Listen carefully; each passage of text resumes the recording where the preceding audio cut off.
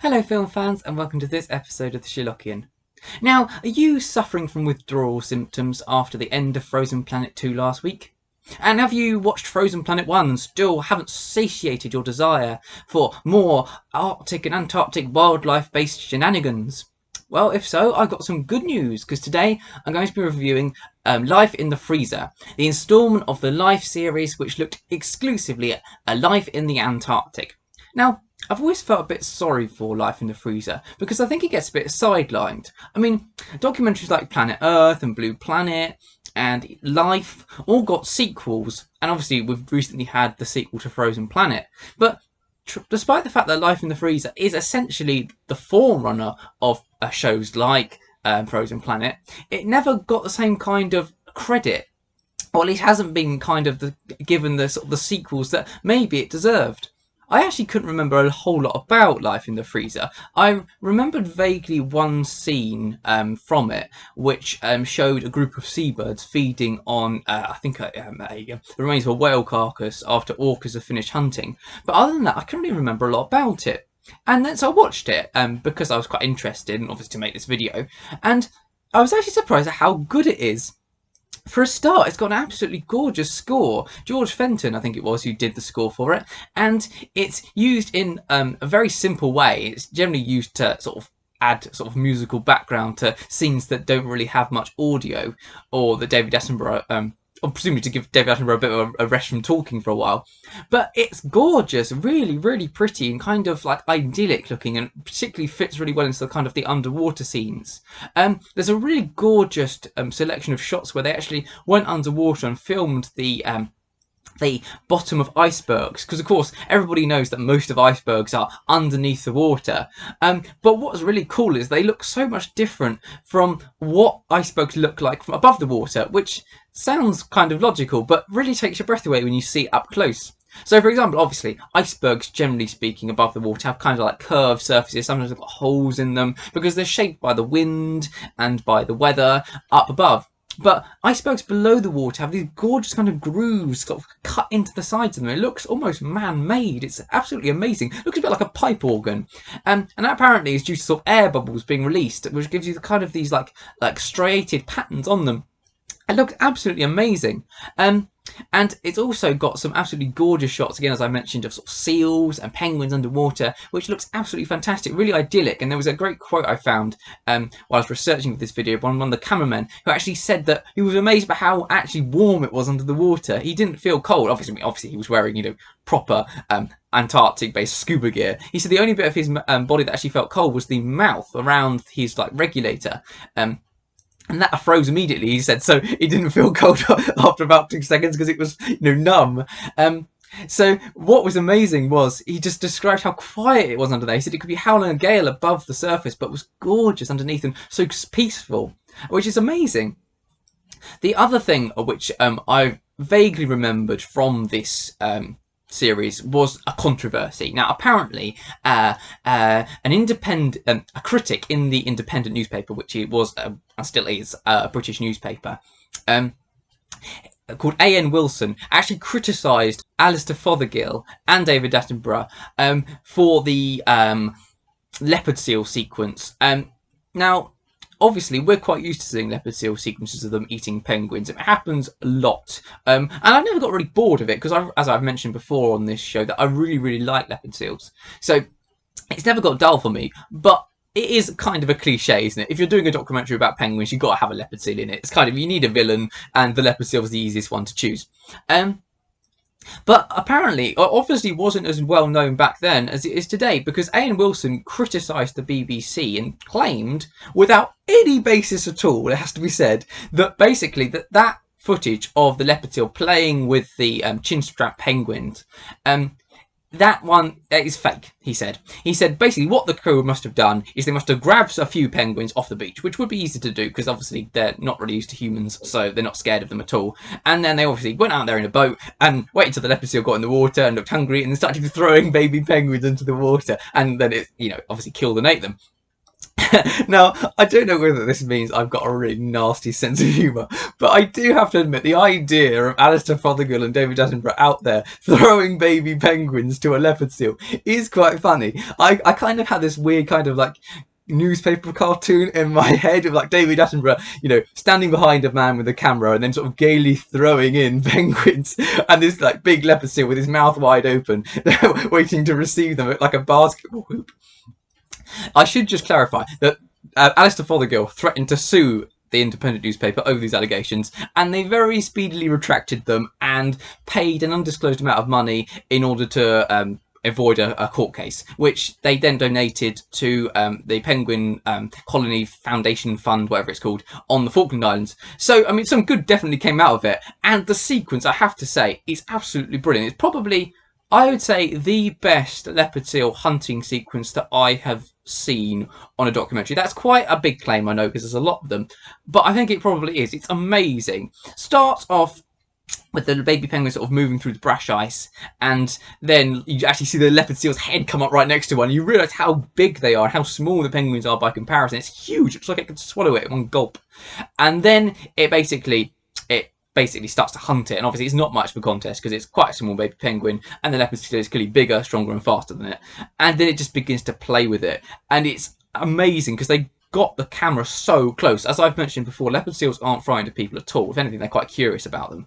So it was obviously possible for the underwater cameraman to get right up next to it, and it's amazing. It just keeps coming towards the cameraman and playing with it, and you can see at the start the penguin is still alive and it's flicking it up in the air, similar to the way orcas play with their food in places like Patagonia, and it just keeps flicking it into the air and then catching it again and then grabbing it, and it's harrowing, but also there's a kind of awe-inspiring nature behind it.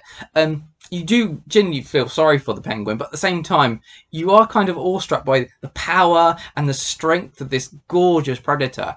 And eventually, they then even got footage of it eating it. You can see that actually part of the reason why it sort of flicks the penguin into the air and hits it against the water, it's not just playing, although it clearly was enjoying itself quite a lot, I think, but it's also about making the flesh more tender, easier to strip off the bone. Another thing I was surprised is how well, despite the fact obviously it doesn't have hands or fingers, how well it actually stripped it. There wasn't a lot left of it when you see the carcass of this baby penguin like fall slowly to the bottom of the of the seabed.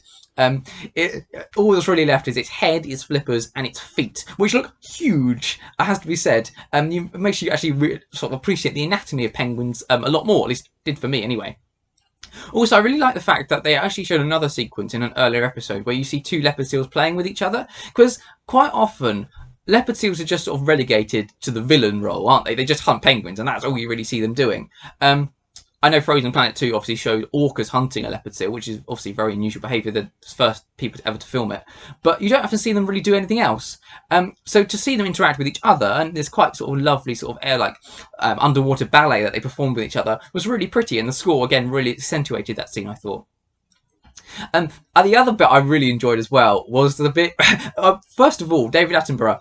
I have to say, he looks really young in this series, which obviously isn't surprising because he was a lot younger back then. But what it made me realise was how often he appeared in front of the camera back then in the 90s. There's some brilliant sequences of him in an elephant seal colony. I've read Simon King's autobiography, as I've mentioned before in one of my earlier episodes, and he talks about filming in the on South Georgia. I think he was filming the penguins, but he said they had to walk through the seal colony to get to the penguins, and he said it was a complete pain in the neck because every time you walked past a seal, it tried to bite you. And there's this absolutely brilliant scene where David Attenborough is talking about this bull elephant seal, and he's standing behind it. And I think the idea was that they would get the cameraman to film in front, and clearly the elephant seal can see the cameraman is eyeing him up. He looks quite hostile, and he clearly sees the cameraman as a threat. And I think the idea was that the cameraman would be quite far away, but close enough to kind of distract the attention of the seal. Then David Attenborough would just walk up behind it even closer, and then do his piece to camera. And this goes on quite well until you get almost to the end, and he's nearly finished. And then suddenly the seal realises that there's another person standing behind it that's even closer, and it suddenly turns round and charges towards him, and he has to beat a really speedy retreat running backwards. And And he did have a stick, which apparently is called a bodging pole, in case he needed to bodge or thump the seal if it got a bit too aggressive. But I did think, oh, I'm glad he didn't fall over, because goodness knows what would have happened if it jumped on top of him. That would have been embarrassing, wouldn't it? Famous naturalist killed by elephant seal. But thankfully he didn't. It then cuts as well, just after he starts to run away from it, and he finishes his piece running backwards. And I always wondered what happened next. I thought that would look really funny. Did he turn around and sprint? It would have been quite amusing to see that bit, I think. But anyway, yeah, the actual bits with the elephant seals and their fighting is gorgeously shot. It's brilliant. Elephant seals, I have to admit, are disgusting animals. They must rank, I think, as one of the most just ugly and just generally unpleasant animals on Earth, I think. I think I even dislike their looks more than those deep sea fish you get, which are ugly, because at least they're ugly for a reason. And you don't have to look at them because they live all their life in the dark. But these seals are absolutely hideous. But the shots of them fighting each other done in slow motion are brilliant. I mean, I'm sure it wasn't a very pleasant experience for the camera crew, because they were probably always, threatening to be bitten by these massive elephant seals. But the shots of them fighting each other is incredible. You get a lot of really good sort of seal interaction. You see them mating, you see them fighting each other, and you realise as well, actually, how much it must hurt when they bite each other. I mean, they almost have a kind of serpentine aspect, don't they, elephant seals, when they kind of really reach over onto each other and really bite down. You only really see that movement in kind of snakes, when they sort of bite down with sort of the top half of their jaw. But yeah, it's not pleasant to watch exactly, but it is quite exciting. And again, the score is brilliant in that sequence. So congratulations to everybody involved. It was gorgeous. So yeah, overall, I really enjoyed watching Life in the Freezer. It's been ages. I think I was a child the last time I watched it. So yeah, and also it's quite interesting seeing the changes in filmmaking, watching it kind of just after I've seen Frozen Planet 2.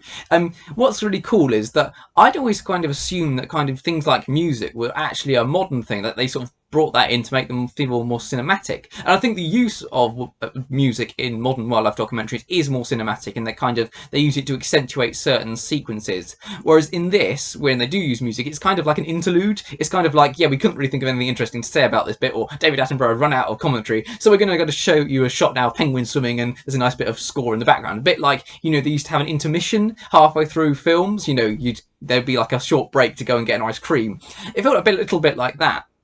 The other thing that's interesting is that filming techniques have obviously improved massively since then. The underwater stuff still looks really good, but the stuff shot above the water looks quite flat, and it's not ugly because some of it's quite pretty, but it is interesting that they only had a certain sort of range of shots which they kind of repeat over and over again. The other thing that's quite funny as well is that the bits which were filmed at sea with seabirds. I remember Simon King in his autobiography where he filmed a lot of that stuff, and he said they were kind of used to strap him into this kind of like gyroscopic stabilizer, so he could actually film on board the deck of a ship even when it was rough.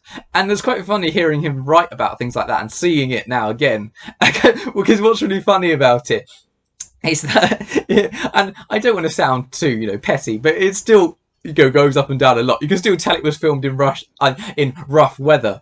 It's quite sweet almost. I think they had all this latest up-to-date gear designed to make sure that they could film in rough seas, and now you watch it with modern eyes and you can still tell it was filmed in rough seas, but you can still tell what's going on, so it obviously wasn't wasted money. Incidentally, there's a great story in Simon King's autobiography where he tells about they were actually at sea, and he said it was clearly going to get rough, and he said, unbelievably, he was one of the few people among the crew that the film crew that weren't seasick. Obviously, the actual crew of the ship weren't. And he said he went down into the galley just before it was going to get really rough. And he said he was greeted by this kind of ominous silence. And he said, "Oh, what's going on?" And one of the crew said very carefully something along the lines of, "The captain wants us to go through this particular passage on around South Georgia, I think it was, rather than going round the whole island." And he said, this man then said, some of us don't agree with him.